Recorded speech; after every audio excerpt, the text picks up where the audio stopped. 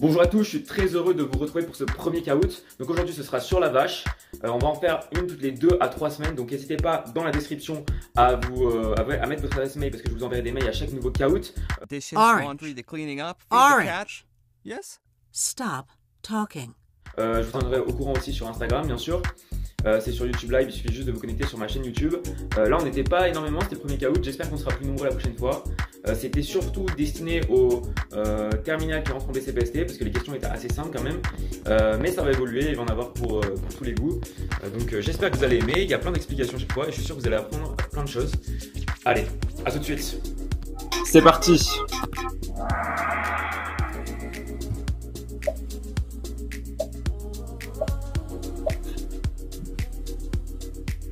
La vache est-elle un organisme autotrophe? Vrai ou faux? Alors on a 8 faux qui étaient la bonne réponse et 2 vrais. Alors, faut savoir que la vache elle abrite des bactéries aussi. Donc on dit qu'elle est microphage. Donc c'est-à-dire qu'elle se nourrit des bactéries, donc c'est environ 70% de sa portion alimentaire.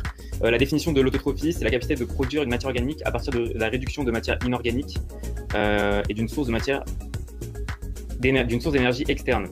Et l'hétérotrophie, c'est la nécessité pour un organisme vivant de se nourrir de constituants organiques préexistants. Donc, par exemple, la vache. Donc, la vache est-elle un organisme autotrophe? C'est faux. Parce que, en fait, qu'est-ce que sont les organismes autotrophes? C'est plus, c'est l'herbe, certains micro-organismes aussi. La vache est un organisme hétérotrophe. Voilà, voilà. Donc là, vous avez votre classement. Grosso modo, vous avez d'un côté les cellules photoautotrophes, donc dont les plantes. Donc elles utilisent la lumière plus le CO2 qui est une matière, des molécules inorganiques, une molécule inorganique pour créer de la matière organique. Et de l'autre côté, les cellules autotrophes. Ok, next.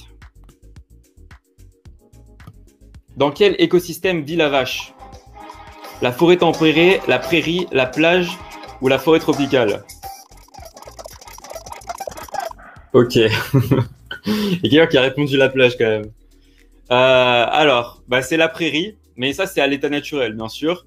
Quand elle est en élevage intensif, donc on l'étudie souvent, beaucoup en école d'agro, la différence entre l'élevage intensif et plus naturel, on va dire. Donc en élevage intensif, elles sont plus dans des hangars, des grands hangars ou hors sol. Même aux États-Unis, on a des fermes de 1000 vaches.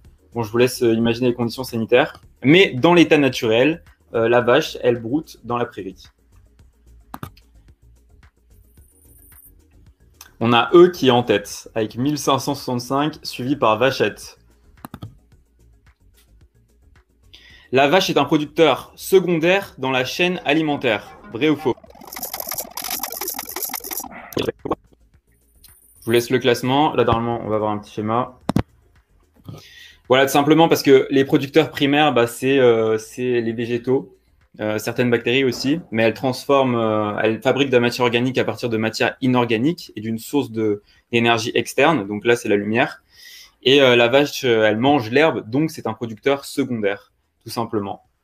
Voilà, après, on a des producteurs tertiaires comme l'homme qui mange la vache. Voilà, on a plein de producteurs secondaires, quoi. Ok, next. Laquelle de ces propositions n'est pas une étape du développement embryonnaire? Bon, celle-là, elle n'est pas trop axée la vache, mais on l'utilise plutôt dans le développement embryonnaire. Alors, neurulation, segmentation, gastrulation ou pigmentation? Bien joué, pigmentation. J'imagine qu'il y a beaucoup de certains qui ont déjà fait BCPST ici, pas des nouveaux qui arrivent peut-être. Je vais vous mettre le petit schéma. Donc, E reste en tête, 3111. Vachette aussi, deuxième, elle conserve sa place. Et PPP, 3042 pour le podium. Donc là, on vous a mis un petit schéma du développement d'un amphibien. Donc, au début, on a la segmentation, une des premières étapes. Donc, c'est tout simplement la division cellulaire de la cellule œuf, puis de l'embryon, mais sans augmenter son volume. Donc ensuite, on a la gastrulation, on met en place 3 feuillets, les tissus fondamentaux en fait de l'embryon.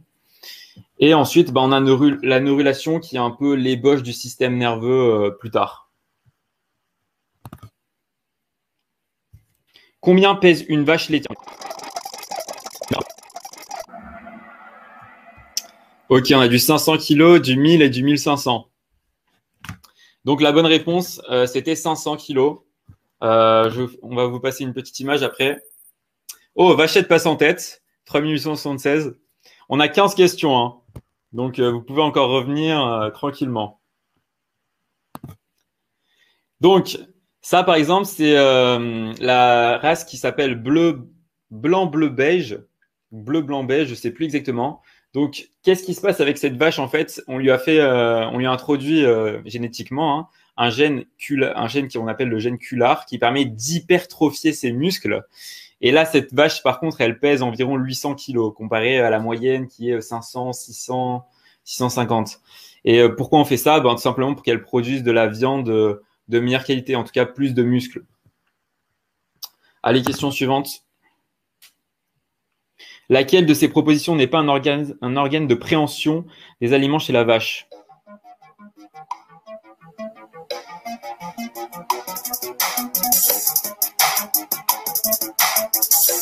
Bourrelet incisive, langue, incisive supérieure.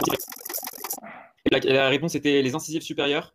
En fait, je ne sais pas si vous l'avez vu sur la photo, mais la vache n'a pas d'incisive supérieure. Et donc, ben voilà, c'était la bonne réponse. PPP qui remonte en tête, Vachette deuxième, E troisième. On a Marine et Adrina 54 qui sont pas loin derrière. Donc voilà le petit schéma du bourrelet de peau que vous pouvez voir ici. Ça sert à arracher l'herbe. Bon, elle arrache aussi avec sa langue, hein. Enfin, elle attrape l'herbe avec sa langue en fait. Ok, nouvelle question. Quel est le constituant moléculaire majeur de la ration alimentaire des phytophages? La cellulose, le collagène. Oui, quasiment tout le monde a répondu la cellulose. Exactement. Bah, en fait, l'herbe, c'est constitué majoritairement de cellulose, tout simplement. Ok, on n'a pas trop de changements au niveau du podium. Par contre, on a Anna qui est remontée dans le top 5. Donc voilà, ça c'est la structure moléculaire d'un polymère de cellulose. Il faut savoir que juste, je fais un petit aparté, mais c'est plein de glucose donc, qui sont liés en β1,4. Ils sont empilés, mais en fait, la vraie structure moléculaire, c'est ce qu'on appelle de la cellobiose, qui sont des duos de glucose. Donc, un tête à l'avant, un tête en avant, un tête en arrière. Et c'est ça qui fait la structure un peu rigide de la cellulose, entre autres. On a aussi des liaisons inter- et intrachaînes, si vous vous rappelez. Une autre question. De combien de compartiments est composé l'estomac de la vache? Il faut vraiment avoir fait, je ne sais pas s'il y a des terminales qui passent en BCPST là tout de suite, mais en général, ça, je crois qu'on ne l'utilise pas en terminale, même dans le nouveau programme. C'est 4. On va vous montrer une petite photo pour vous expliquer un petit peu mieux. Donc là, on a PPP toujours au premier. Ok, ça ne bouge pas dans le top 5 globalement. Enfin, ça bouge, mais entre les membres. Pas de nouvel arrivant. Ok, donc voici les 4 estomacs, qu'on appelle grossièrement estomacs de la vache. Donc le feuillet, le bonnet, la caillette et la panse. Il faut savoir que la panse que vous voyez au milieu, là, c'est 90% du volume total, quoi. Donc c'est vraiment très gros. C'est ça qui donne un peu le bide à la vache. Attention là, ça va être la dernière question. J'espère que vous êtes prêts. Vrai ou faux? L'estomac de la vache comporte des micro... Bon, ça c'était facile. Évidemment, c'est vrai, ça lui permet en fait de digérer l'herbe en fait parce que faut savoir que on a dit que la vache mangeait de l'herbe, donc remplie de cellulose, sauf que la vache n'a pas de cellulase, l'enzyme permettant de dégrader l'herbe. Et ça, c'est apporté par les micro-organismes. Donc hop, ils mettent des enzymes extracellulaires qui la dégradent. Ok, pas de changement. Ouais, ce que je voulais vous dire aussi, c'est que la vache a quand même 2 à 3 kilos de micro-organismes dans ses estomacs quand même.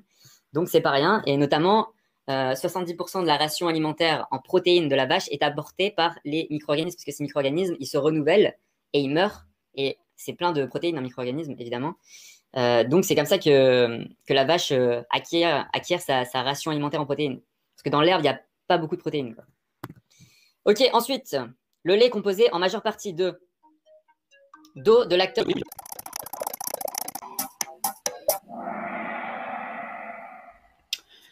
Et oui, c'est de l'eau. Bah, c'est pour ça que l'eau est liquide. Si ce serait fait totalement de protéines, bah, ce serait un peu plus solide, quoi. Le lactose, on va vous montrer un petit schéma juste après. Hop, une nouvelle dans le top 5. Donc voilà la composition de l'eau.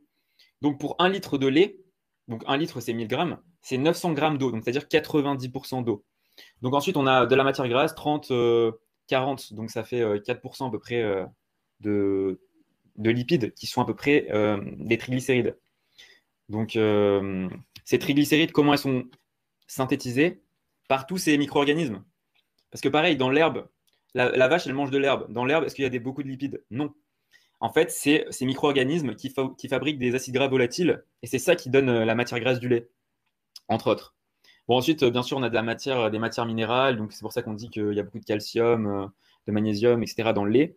Bon, on a des protéines comme la caséine, qui est une des protéines majoritaires, l'albumine aussi, si vous connaissez. Le lactose, évidemment qu'il y a du lactose, mais ça, c'est un sucre, quoi. C'est le sucre spécifique du lait, et évidemment, si, il y en a beaucoup, mais c'est pas le constituant majoritaire, quoi. Voilà. On passe à la question suivante. Je sais pas si vous avez des questions, je regarde vite fait. Non, c'est bon. Ok. Vrai ou faux?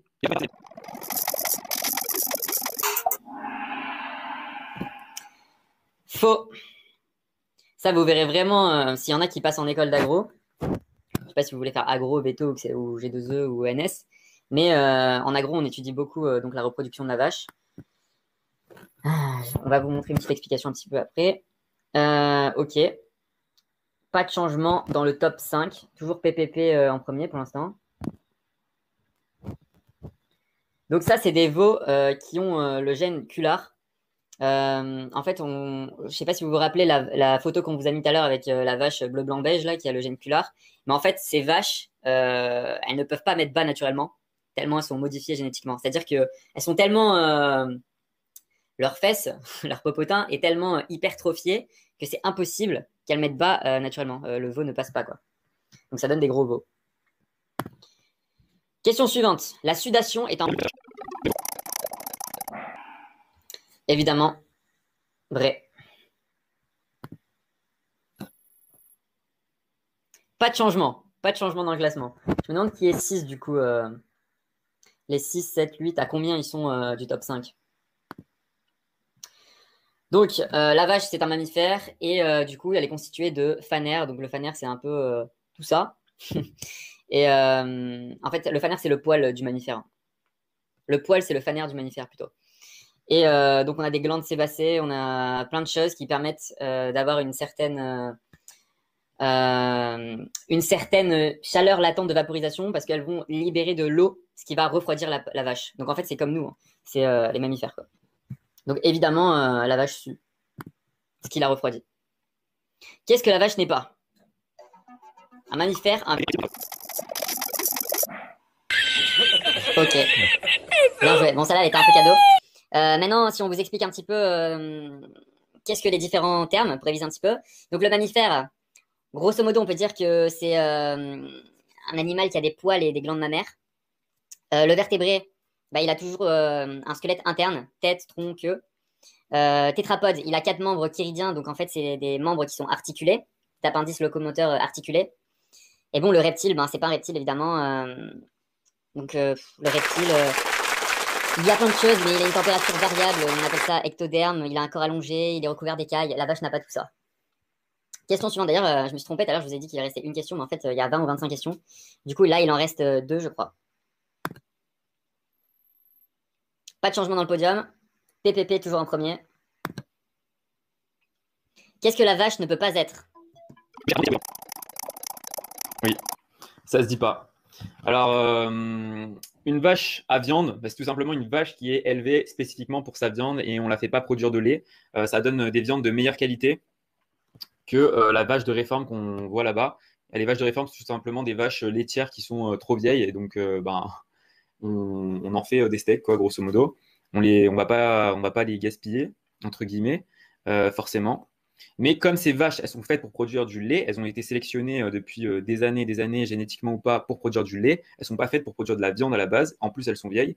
Donc, ça donne pas les steaks de meilleure qualité, quoi. Et bon, laitière, vous savez, c'est pour produire spécifiquement du lait. D'ailleurs, la vache la plus utilisée aujourd'hui, elle s'appelle la Prim Holstein pour produire du lait. Elle produit jusqu'à 35 litres, je crois, par jour.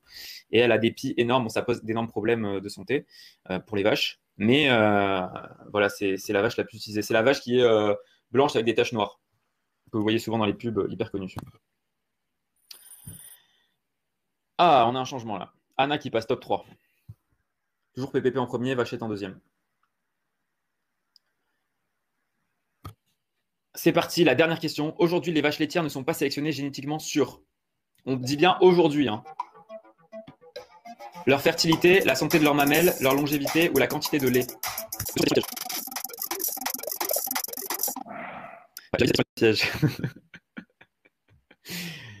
Alors, je vous fais la petite explication, où je vous montre d'abord le classement.